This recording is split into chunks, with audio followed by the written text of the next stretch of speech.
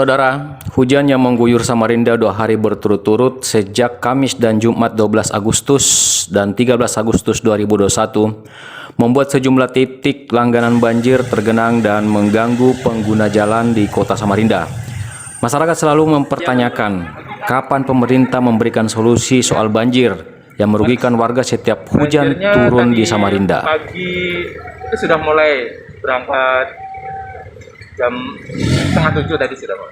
Ya, kalau ujung deras itu banjir sudah pasti kiriman sudah. Jadi banjir kiriman ya?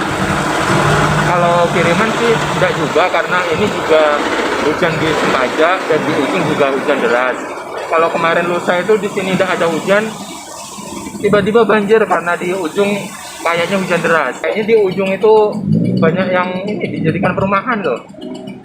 Yang di ujung-ujung Sempaja ujung itu Mas. Apa harapan sebagai warga Pak supaya nggak banjir?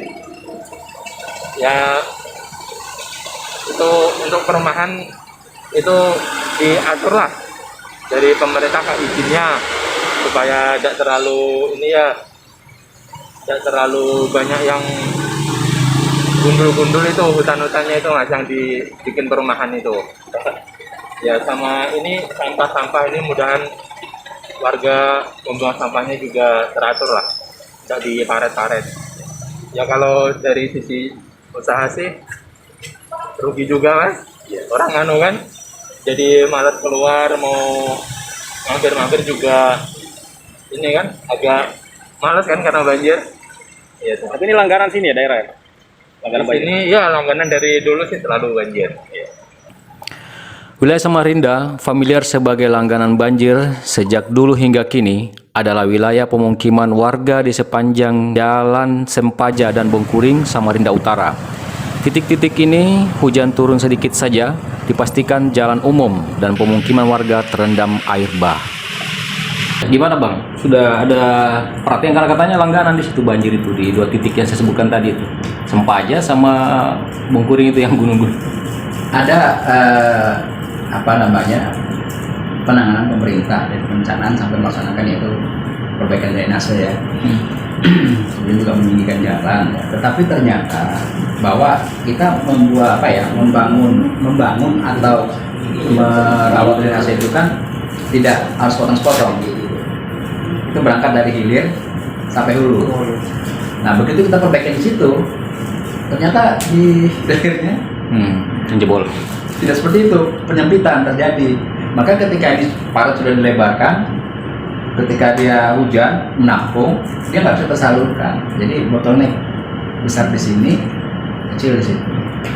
Jadi ada beberapa hal yang harus diperhatikan pemerintah, termasuk Sungai Mati. Terus bagaimana juga terus kita menghindari pemukiman di situ dipikirkan. Jadi pikiran di sepadan sungai itu, bagaimana caranya mengeliminir atau mungkin saja merelokasi penduduk situ. Rekayasa solusi penanggulangan telah dilakukan Dinas PUPR dengan memperlebar parit atau mengeruk lumpur selokan yang tertutup sampah atau lumpur. Namun, upaya ini merupakan upaya rutin. Padahal warga berharap ada terobosan pemerintah lebih spesifik lagi, yakni melakukan pelarangan pembukaan perumahan dan lahan-lahan resapan di wilayah daratan tinggi dan titik resapan air hujan lainnya. Terus itu kan bukan semua pemikiran secara politik, karena berkaitan dengan kebijakan dan anggaran pasti lah. Kita pindahkan yang namanya Karangmongus di strategi gitu, itu kan biaya yang kita keluarkan kan. Itu berapa tahun baru bisa kita eksekusi.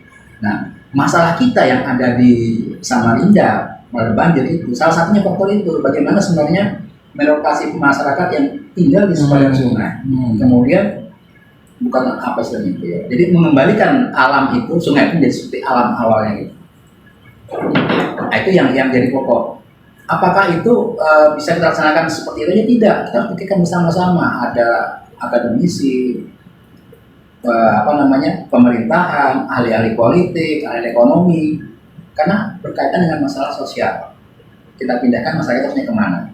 Ya, untuk tidak terjadi kegiatan serupa gitu. Itu jadi pikiran. Nah, itu semua diperlukan konsentrasi biaya yang cukup besar. Sementara kita tidak harus melakukan bagaimana Samarinda itu maju.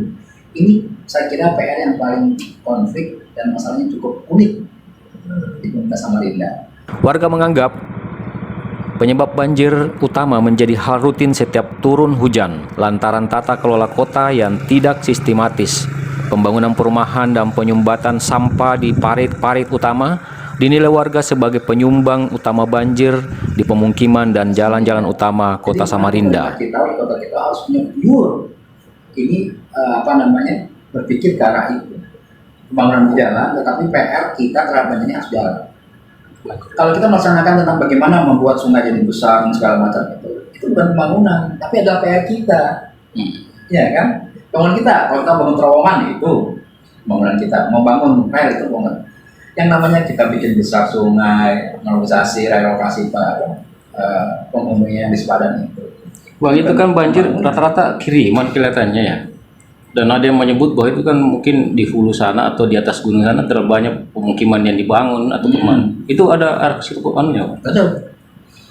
Di tahun 2006-2007 sebenarnya sudah ada waktu itu kita menyampaikan sama Pak Wali Kota waktu itu untuk kita stop pembangunan di daerah utara.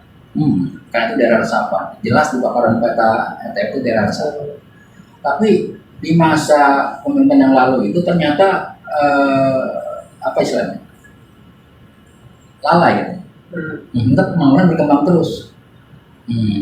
Jadi indikatornya itu yang namanya bendungan Benanga. Itu kan bukan bendungan.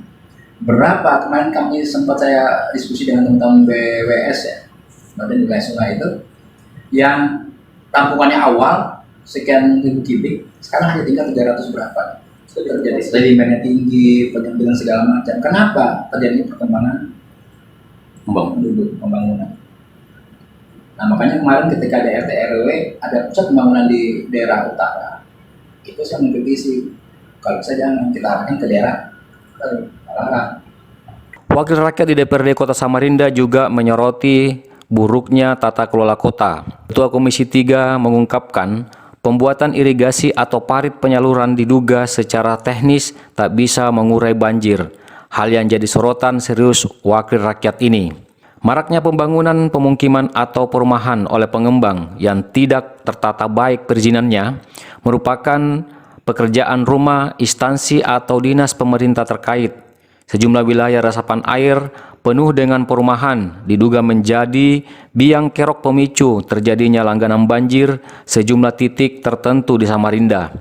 Ketua Komisi 3 Angkasa Jaya lalu mengungkapkan pemerintah perlu fokus dan sistematis dalam melakukan program pembangunan fisik agar persoalan banjir tidak menjadi momok menakutkan bagi masyarakat setiap musim penghujan tiba. Risikonya kan karena ada bandara di sana kan, otomatis kan pertumbuhan penduduk jadi kesana gitu konsentrasi kan. Hutan yang tadinya alam tadinya masih hijau, masih hutan, pasti dimatangkan. Akhirnya kita kekurangan yang namanya RTH, ruang terbuka hijau. Itu masalah semua. Pemerintah Kota Samarinda telah melakukan sejumlah normalisasi waduk untuk mengendalikan banjir. Di wilayah folder Jalan Kadri Uning misalnya, saat ini sedang dilakukan pengerukan lumpur agar debit air yang bisa ditampung sebagai pengendali banjir. Sejumlah selokan juga kini sedang diperlebar dan diperdalam seperti yang terjadi di Jalan Awang Long, Samarinda Kota. Dari Kota Samarinda, BKTP M Sakir melaporkan.